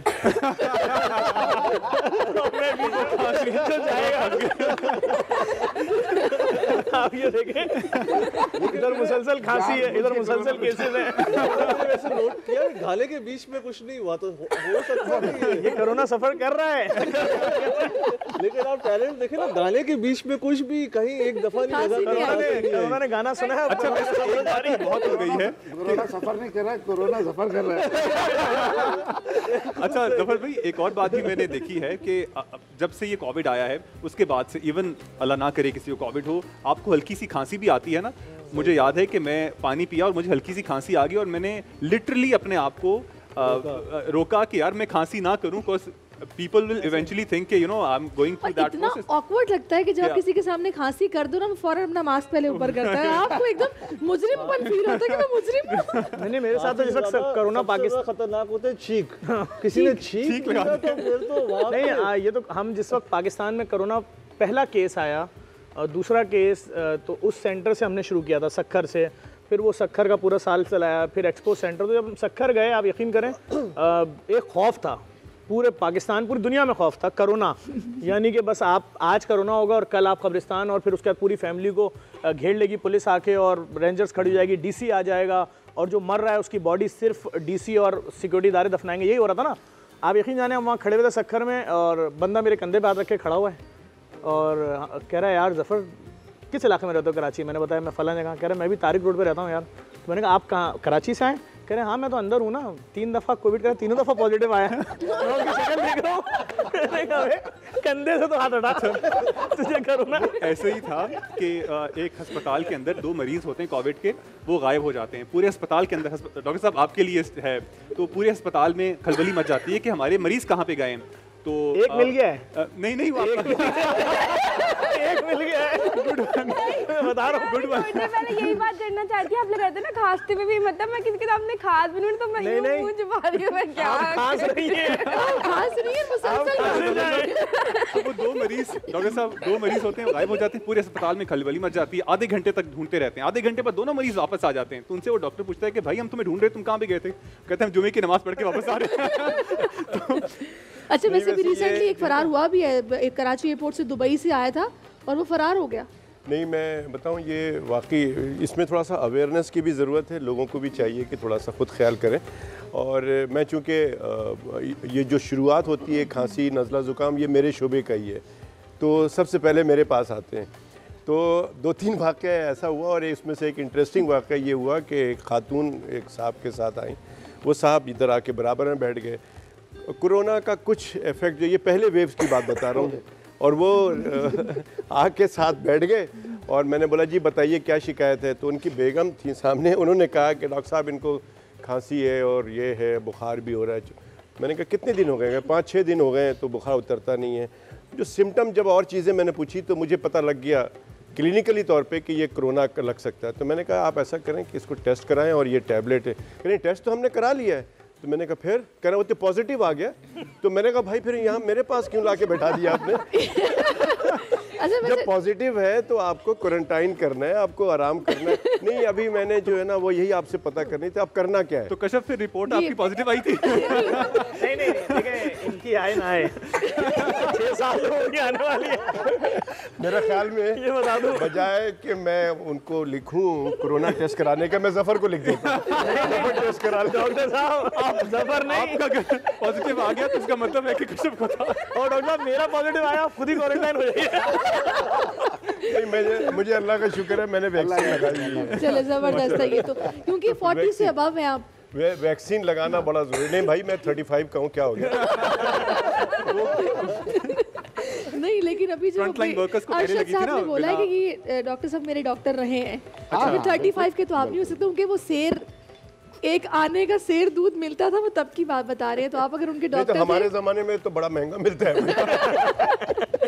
चलिए ज़बरदस्त है। अच्छा, मैं आपसे रबिया पूछूंगी कि ईद वाले दिन आप ईदी फिर किस तरह कुछ जतन करने पड़ते हैं या आराम से मिल जाती है घर वालों से, पापा से, मामा से? किस तरह ईद मिलती है?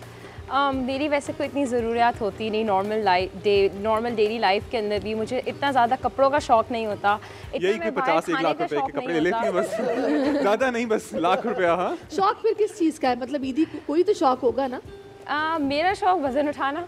बस मेरा यही शौक तो है। उसके लिए भी डंपर शंपर खरीदने तो पड़ते हैं ना। मेरे पास अच्छे खासे कोई 200 किलो तक, 200 kg तक के मेरे पास डंबल आ चुके हैं, तो अब मैं सेटिस्फाइड हूँ और अपने जिम के अंदर ही खुश हूँ। तो इतनी ज़्यादा मेरी रिक्वायरमेंट नहीं कि आपको ज़बरदस्ती ईदी देनी पड़ती है कि रख लो कोई मसला नहीं, रख लो। जी हाँ, मैं वैसे किसी से शौक से नहीं लेती हूँ, मुझे दे तो मैं कहती हूँ नहीं इसकी ज़रूरत नहीं है, लेकिन वो फोर्सफुली दे देते हैं। वैसे मुझे ईदी लेने का शौक नहीं है। गुजर चुकी है ईदी लेने की। मैं तो मम्मा से लेने के बाद पापा की तरफ नजर होती है, फिर भाई की तरफ नजर होती है, ईदी निकालो ईदी। ईदी आप जमा कर लेती हैं कशफ, आप ईद पे यूजुअली कितनी ईदी जमा कर लेती हैं? मुश्किलों से करने के बाद पहुंच जाती है 8-9 तक पहुंच जाती है, बड़ी मुश्किलों से। 8-9 हज़ार रुपया हो जाता है, बड़ी मुश्किल से। 8-9 लाख ओपन एंड छोड़ा ना, मैं यही बात कहना कि 8-9 का मतलब 1000 भी हो सकता है, 100 भी हो सकता है, लाख भी हो सकता है। बाहर तो सब कम निकालते हैं। अच्छा नहीं, एक बात बताएं मोहतरमा, टिकटॉकर जो होते हैं ये वीडियो बनाने के पैसे मिलते हैं? हाँ, इससे मतलब मैं ये कहती हूँ कि मतलब अगर मैंने ये टाइम वेस्ट नहीं किया, मैं अब कमा भी रही हूँ। कितना, एक अंदाजन एक आम टिकटॉकर कितना कमा लेता है? $200 महीना कमाता मैं होगा? अपना बताती हूँ, मैं मंथली $200 तो बहुत कम हो गए, मतलब 1000-1200 नहीं, मेरा चला जाता है, मतलब 70-80 तक चला जाता डॉलर? है मेरा। $1000? अच्छा, $70,000-80,000। मैंने देखा अच्छा, मैंने कहा $70,000-80,000 की बात कर रहे हैं, फिर तो फिर भी हमारे पाकिस्तानी सारी आवाम यही शुरू करे और वैसे हम अमीर हो जाएंगे। नहीं, काम पे डिपेंड करता है कि आपको किस तरह की कैंपेन्स मिलनी है टिकटॉक पे डालने की, क्योंकि कंपनीज होती हैं जो कैंपेन्स देती हैं, उससे मिलते हैं। तो ये नहीं होता कि आपके परमानेंट है, नहीं, मतलब फिक्स नहीं है हमारा कुछ भी। लेकिन ये जो स्नैक ऐप आ गया, लाइकी आ गया, कोई नहीं, आगे आप लोगों का फ्यूचर ब्राइट है। फिर से खोल दिया है, जो पाबंदी लगी हुई थी वो उठ गई है। और अगर इस ट्रांसमिशन के बाद आपकी वजह से किसी को कोरोना हो, उसके लिए दुआ जरूर जितना आप खांसी है ना। आप तो चुप करके मास्क ऊपर करके बैठ गए हैं, आपने तो ये कहा होगा कि चलो अच्छा हो गया बेगमात वाले टॉपिक से मैं तो निकला ना। खांसी के बाद दादा दादी याद आ रहे होंगे। भाभी से नजर उतरवा लीजिए। कैसे सब आपका कैसा गुजरता है, मतलब ये सारा मरहला चांद रात तक का, ईद की शॉपिंग का? और वैसे भी आप तो माशाल्लाह फ्रंट लाइन वर्कर हैं और आजकल आपका काफ़ी टाइम मीटिंग्स और स्ट्रेटजीज और इन चीज़ों में गुजर रहा होगा, तो बेगम कितना कोऑपरेट कर रही हैं? देखिए, ये जो इस तरह के लोग हैं, जैसे जफ़र ने बताया ना, इनकी इसी तरह की जो भी हैं, आलमगीर ने भी बताई है, तो ये कॉम्प्रोमाइज़ करना पड़ जाता है आखिर में। शुरू में मैं अब्बासी शहीद में जॉब करता था, वहाँ पे तो बहुत दफ़ा ऐसा हुआ कि मैंने फ़ोन करके बोला है कि भाई फ़लाँ जगह शादी में जाना है तो तैयार रखो, मैं बस आ रहा हूँ दे।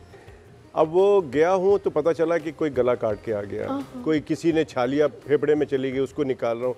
अब मुझे देर हो गई है, वो तैयार बैठी हैं घर पे।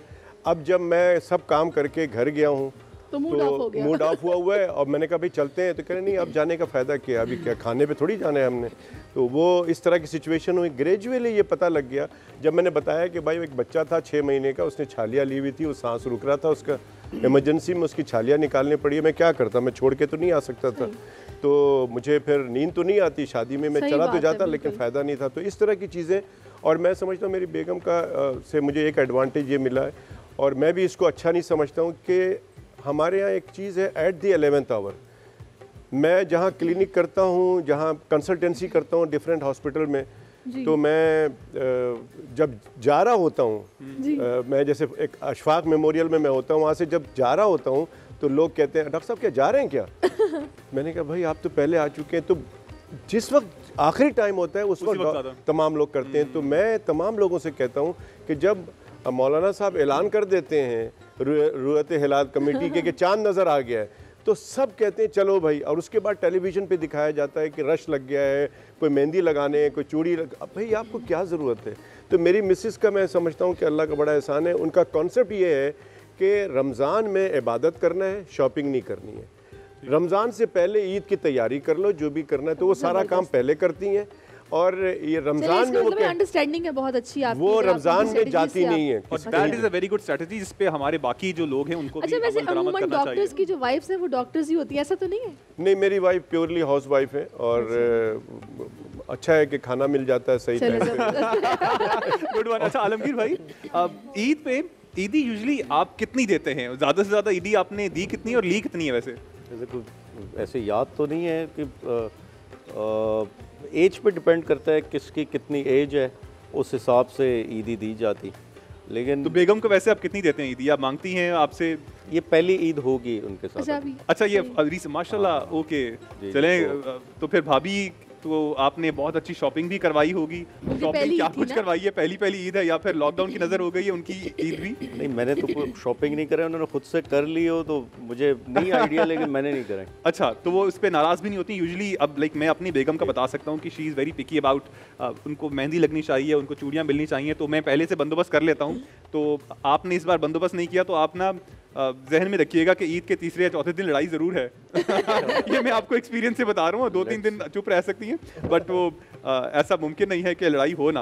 अच्छा, पिछले दिनों रमज़ान ट्रांसमिशन में ही ना मैं सुन रही थी, सवाल किया हमारी होस्ट ने कि ये ख़वातीन ही जहन्नुम में ज़्यादा क्यों होंगी? ये हम क्यों सुनने को मिलता है हमें कि ख़वातीन जहन्नुम में ज़्यादा होंगी? तो वो मौलाना साहब ने जवाब दिया कि वैसे तो मतलब ऐसा कुछ नहीं है, जहन्नुम और जन्नत दोनों ही मर्दों और ख़वातीन दोनों के लिए है। लेकिन जो ख़वातीन है असल में गिले शिकवे बहुत करती है, मुतमईन बहुत कम होती हैं और अपने शौहरों की नाफरमानी करती है। अच्छा, तैमूर सैफुल्लाह को देता है ईदी या ईदी तैमूर को मिलती है? हाँ नहीं, तैमूर भाई जरूर देते हैं। अच्छा, थोड़ी यहाँ फिर मतलब खुश कर देते हैं आप। मेरा तो पर्सनली मानना है कि ईदी लेने में बहुत मज़ा आता है मुझे तो, स्पेशली क्योंकि हमारा इतना बड़ा सेलिब्रेशन होती है ईद की। ईदी के बगैर तो भले 50 रुपए क्यों ना हो, एक मजा आता है भाई। तुमने जो दो जज़ा ब्रांड का मालिक है, $10,000 तो देता होगा, सबसे छोटा भाई है। मेरा जो अगला सवाल यही था कि कितनी मिलती है? हाँ मैं टिकटॉक नहीं चला रहा।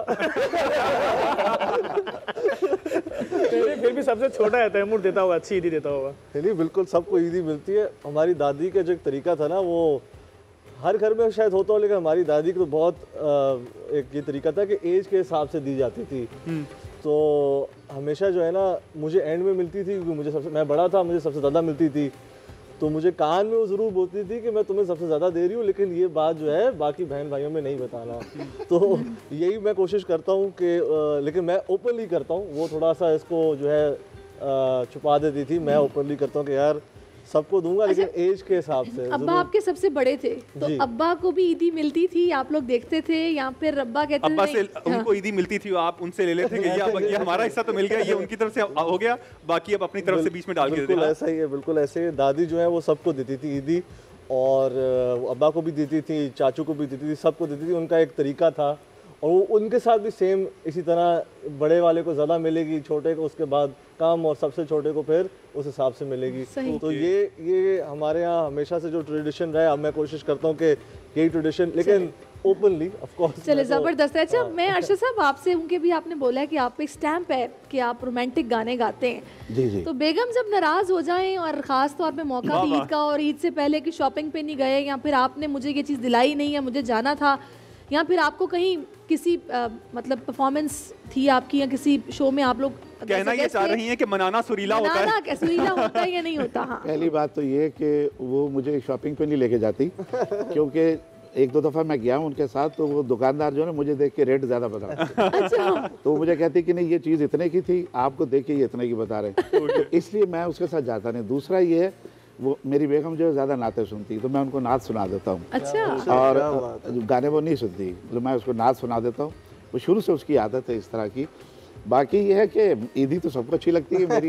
मेरी जो अच्छा अच्छी लगती है। अभी तक आप इसी फेज में हैं कि मुझे मिलनी चाहिए? आज भी मैं लेता हूँ। अच्छा, आपने देखा नहीं है उन्होंने खुद को कितना फिट रखा हुआ है? 65 वो बता रहे हैं कि वो होने वाला। मेरी बड़ी बहनें जो हैं वो मुझे ईदी भेजती हैं। माशाल्लाह, ओके। और उसके अलावा अल्लाह ताला ने जितनी मुझे हिम्मत दी हुई है, तो मैं पिछले साल से देख रहा हूँ कि जो हमारे जो कुछ फनकार जो है ना, जो रात को फंक्शन में कोई लोडर होते हैं या म्यूजिशियन जो दिहाड़ीदार होते हैं, वो उनका बहुत ज़्यादा नुकसान हुआ, वो ज़्यादा प्रॉब्लम में थे। तो मैंने उनके लिए ईदी रखी थी। पिछले साल भी मैंने कुछ दोस्तों को बुलाया था, बड़ी इज्जत से उनको बिठाया, उनको चाय पानी पिलाया, और उनको मैंने कहा कि ये आपकी हेल्प नहीं कर रहा हूँ मैं बड़े भाई की हैसियत से, मेरे म्यूजिशियन है, मेरे छोटे भाई हैं, मैंने बिल्कुल बड़े भाई की हैसियत से भी देखा था। ये मेरे ख्याल में एक आर्टिस्ट होने का जो है ना दर्द समझते हैं कि दूसरे आर्टिस्ट पे क्या गुजर रही होती है। जी बिल्कुल, वो उस लिहाज से जो हम बाहर भी बस्कर्स जो होते हैं ना, जो बजा रहे होते हैं ट्रेन स्टेशन पे होते इतना हैं, वजन उठाते हैं बेचारे लोडर जो होते हैं। वो मैंने हमेशा देखा कि अब्बा ने उनकी ज़रूर हेल्प करी, क्योंकि आई थिंक वो खुद आर्टिस्ट थे तो उनको पता है, स्ट्रगल का पता है। तो ये आपकी बात सुन के मुझे बिल्कुल वो सारा याद आ गया। आप यकीन कर, छोटी सी एक बात बताना चाह रहा हूँ। जुनैद छोटा सा था तो इनके वाले साहब वहाँ कोयटा में सुमुगली बेस पे थे, तो मुझे वहाँ बुलाया प्रोग्राम करने के लिए। मैं वहाँ शो करने के लिए गया तो हम लोग रिहर्सल कर रहे थे। कुछ बच्चे आए 3-4, तो नॉक किया दरवाज़ा, कह लें हम आपकी रिहर्सल सुन सकते हैं? तो मैंने कहा जी सुनिए आप। आ गए बच्चे, बड़े खूबसूरत बच्चे, गोरे चिट्टे ऐसे ही।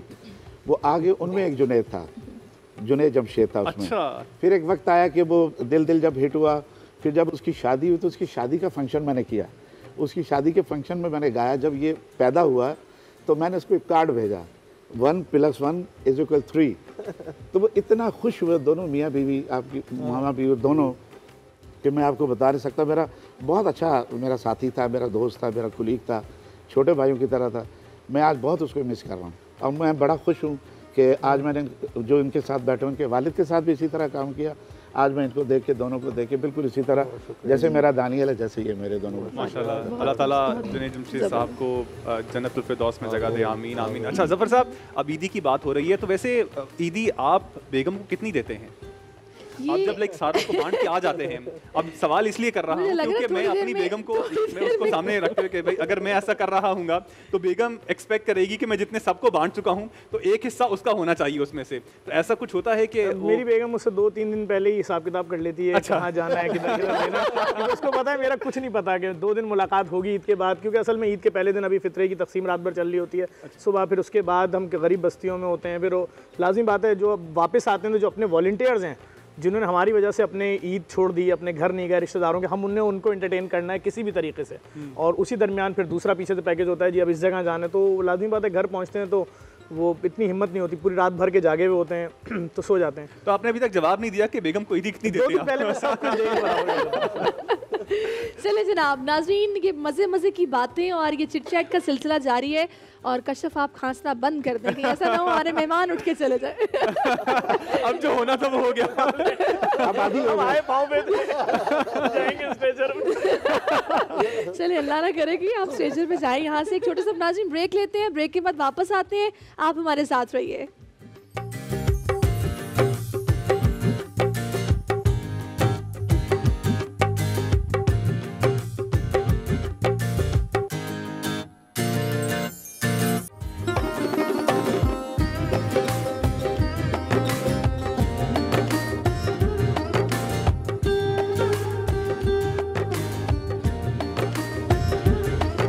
वेलकम बैक नाजरीन, मज़े की बातें हो रही हैं। हमारे बहुत ही प्यारे मेहमान हमारे साथ मौजूद हैं और दिल चाह रहा है कि सिलसिला बस यूं ही चलता ही जाए, बातें होती रहें।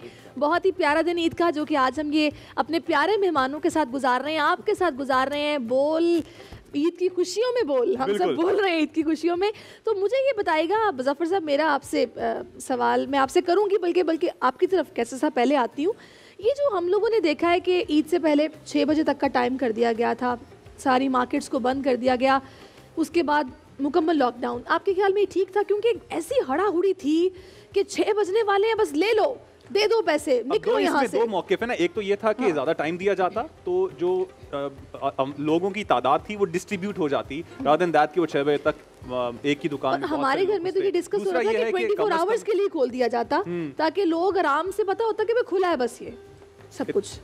देखिए, इसमें 2-3 बातें बहुत इंपॉर्टेंट है। एक तो ये है कि कोरोना जो है, मैं समझता हूँ कि आपको एक डिसिप्लिन सिखा रहा है और आपको हाइजीन भी सिखा रहा है। आपको हाथ धोना है, ये सारी चीज़ें हम नहीं करते थे, और फासला रखें और इस तरह की चीज़ें। और सबसे इम्पॉर्टेंट जो चीज़ है ना, वो आपको जो ये बताता है कि आपको सुबह उठना है और अपना कारोबार करना है।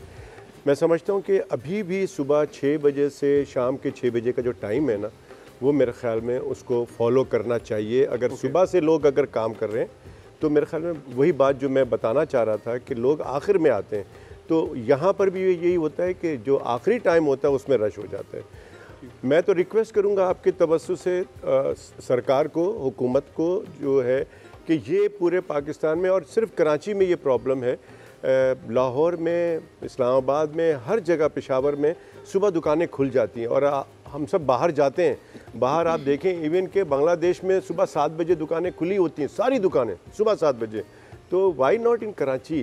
कराची में 12 बजे दुकानें क्यों खुलती हैं, 1 बजे क्यों खुलती हैं? सुबह 6 बजे अगर दुकानें खुल जाएं, 7 बजे खुल जाएं, तो आप शाम को 6 बजे बंद कर दें। अब ये डिसिप्लिन हमें सीखना पड़ेगा। लेकिन कराची के लोगों का ये प्रॉब्लम है ना कि वो रात लेट नाइट तक जागते हैं, तो सुबह जल्दी उठते नहीं हैं। मैं यही कह रहा हूँ कि इस वक्त ये जो कोविड है, और वैसे भी कराची में लोग देर तक क्यों जागते हैं? आपकी सेहत का बेड़ा गर्क होता है।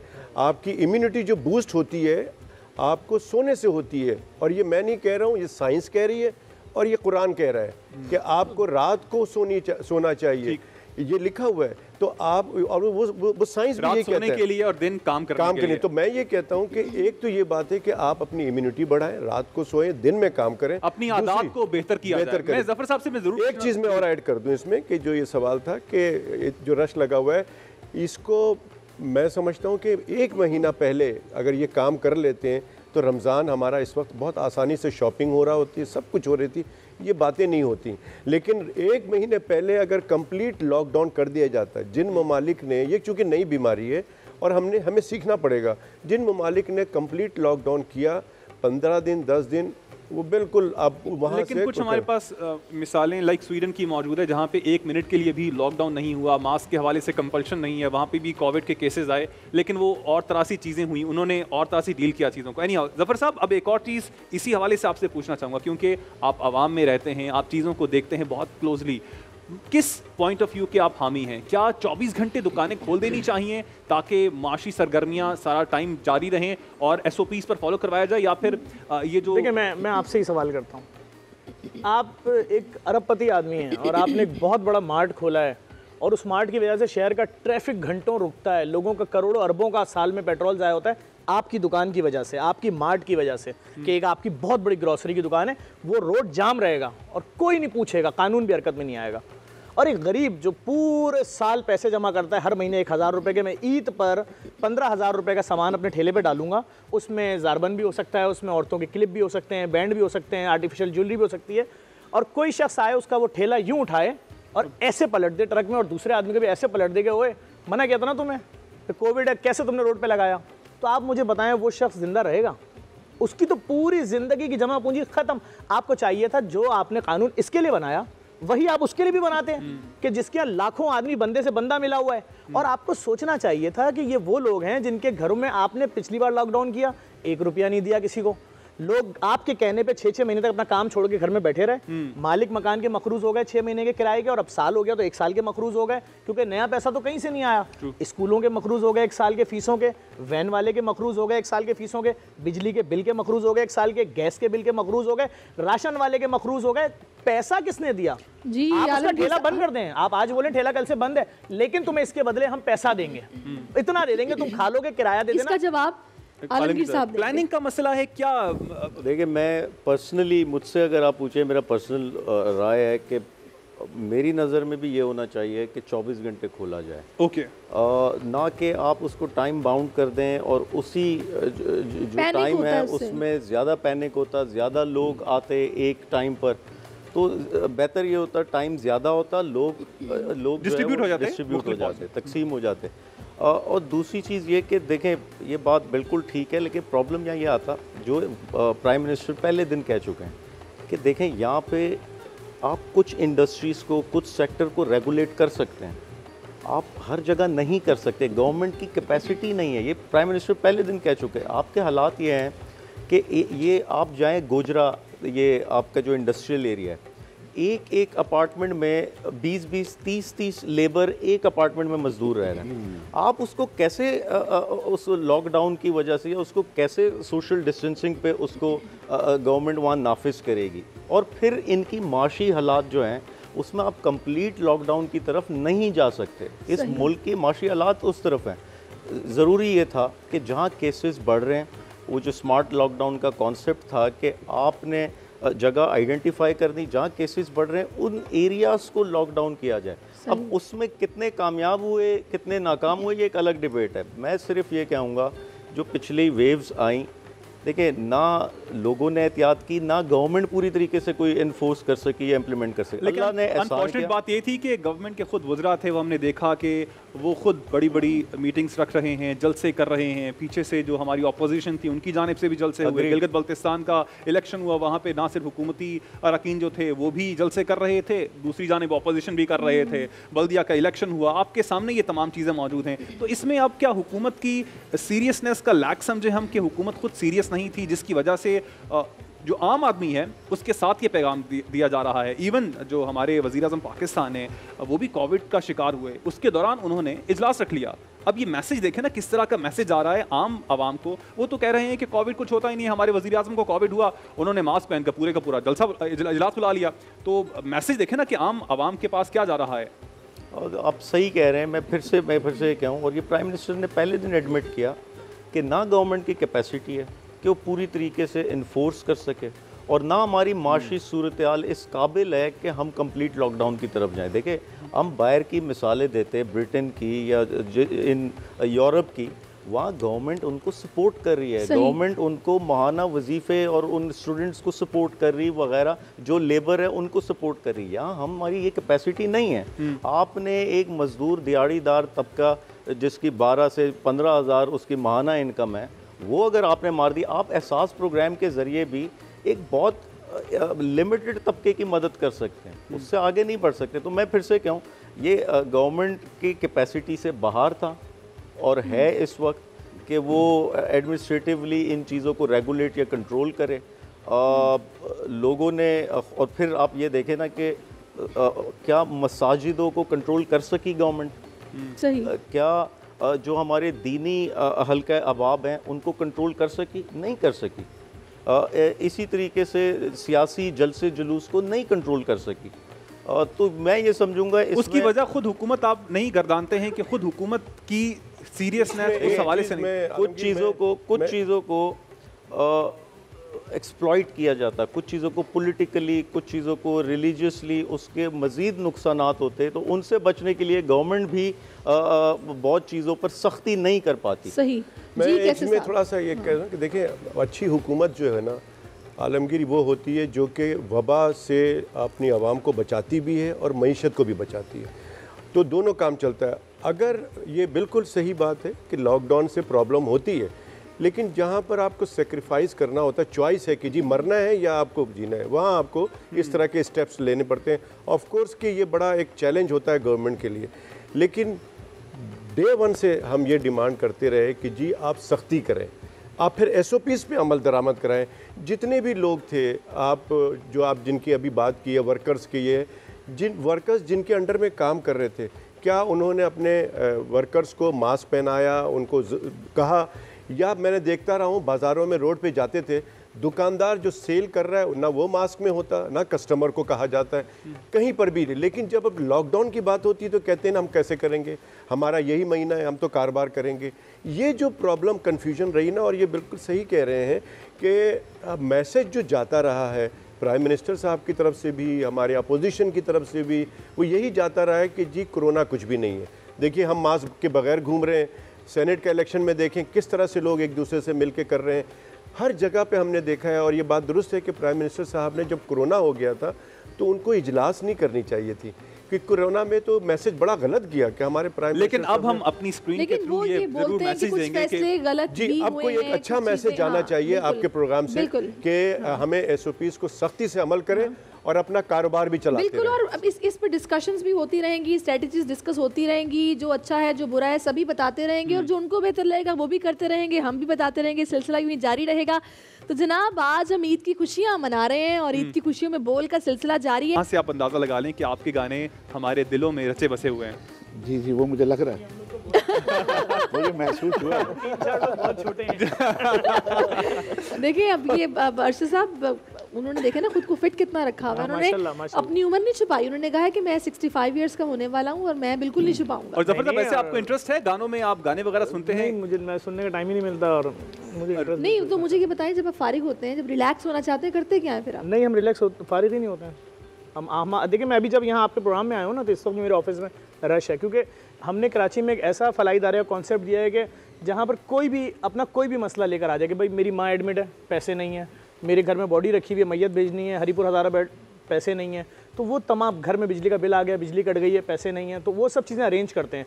डोनर्स होते हैं हमारे पास, हम उनको कहते हैं भाई ये आपके हो गया, हर महीने का इनका जिम्मा, इस बच्चे की तालीमी अखराजात बहुत काबिल है। रमजान में आप लोगों ने राशन किस तरह बांटा है? वो टोकन सिस्टम के टोकन ले जाएं और उसके बाद क्या क्या हमने तो था? कोविड में भी हमने दुनिया का सबसे बड़ा राशन प्रोग्राम चलाया था और हमने यही ऐलान किया था कोविड में भी कि आप सिर्फ लेटर हेड लेकर आइए, बस कोई शनाख्ती कार्ड की कॉपियाँ नहीं चाहिए। आफत आई है ना, अब किसी मुल्क में जलजला आए, सैलाब आ जाए, कोई बिल्डिंग गिर जाए, मैं वहाँ वेरीफाई करने निकलूंगा? सही बात है। जब आपने कह दिया आप जलजला मुतासरीन आ जाइए, तो उस लेटर हेड पे अगर 2000 बोरे राशन लिखा हुआ है 50 लाख का, तो हम 2000 बोरे राशन देंगे, आप ट्रक ले आइए 10। तो हम हमारी टारगेट होता है डेली हम 25 से 30 हज़ार बोरे हमने तकरीबन 4 महीने 10 दिन बांटा। अच्छा, वैसे मुझे इस बात पे बहुत दुख होता है कैसर साहब कि हम अक्सर देखते हैं कि जनाब यंग डॉक्टर एसोसिएशन की जानिब से एहतजाज किया जा रहा है और जनाब बैठ गए हैं, OPDs बंद कर दिए, ऑपरेशन थिएटर बंद हो गए हैं, लेकिन इन्हीं अस्पतालों में जब हम जाते हैं तो इनकी मैनेजमेंट ये सलूक करती है कि आप पहले साइन करके आएँ, 5 लाख रुपए जमा करवाएं, तो फिर आपके पेशेंट का ट्रीटमेंट स्टार्ट होगा। मैं बात काटूंगा आपकी, सॉरी डॉक्टर। अभी 6 दिन पहले मेरे ऑफिस में लड़का आया, एक कंपनी में सेल्समैन था, विलादत हुई। अच्छा, हमारे साथ एक बहुत बड़ा जुल्म है, डॉक्टर साहब की मौजूदगी में बता रहा हूँ, दुनिया का वाहिद मुल्क होगा जहाँ 90% डिलीवरी जो है औरतों की नॉर्मल नहीं होती, ऑपरेशन से होती है। क्यों जी? नॉर्मल डिलीवरी 12,000 रुपए की, ऑपरेशन डिलीवरी आप 2.25 लाख रुपए की कर रहे हो, अस्पताल भी कमा रहा है, डॉक्टर भी कमा रहा है, सबके मजे, ठीक है। अच्छा, उसमें भले औरत मरती है मर जाए, हर प्राइवेट दूसरा लिख के देंगे जो अपनी डिस्पेंसरी से मिलेगी, हर दूसरा प्राइवेट अस्पताल जो है पेशेंट का केस खराब करके उसको हटा देता है, वो समझ जाते हैं घंटे बाद मर जाएगा। चार्ट शीट कैसे सब आपको बता दी है। मैं अपनी बात खत्म कर रहा हूँ। लड़का मेरे ऑफिस आया, उसने आके बोला कि मैं एक सेलमैन था, मेरा बच्चा पैदा हुआ, 4 दिन अस्पताल में रहा, 4 दिन का बिल उन्होंने 1.5 लाख या 1 लाख बना दिया, मैंने 35,000 दे दिया, वो बॉडी नहीं दे रहे, बच्चा मर गया। कह रहे हैं हम खुद दफनाएंगे और तुम्हें बताएंगे भी नहीं कहाँ दफनाया। अल्लाह अकबर। मैंने जाके पैसे दिए तो उस प्राइवेट अस्पताल ने बॉडी दी है, उसने मेरी शक्ल देखी भी अस्पताल ने रहम नहीं किया, उसने बोला चल भाई पैसे दे वरना बॉडी नहीं दूंगा। कैसर साहब देखिए, ये बिल्कुल फैक्ट है और दिस इज़ वेरी अनफॉर्चुनेट कि इस तरह की चीज़ें होती हैं। आपकी जो बात है ना 5 लाख जमा करो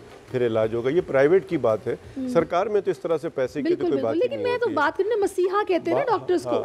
लेकिन बात सारी ये है कि देखिए, डॉक्टर अगर पाकिस्तान की बात की जाए ना तो इसी माशरे का है, यहीं से सारा कुछ उसने सीखा है और उसको सिखाया गया है, नंबर 1। नंबर 2 बात ये कि इंडिविजुअल्स पे बहुत वेरी करता है कि आपकी घर की तरबियत कैसी है, तालीम तो हो गई है, तरबियत कैसी है।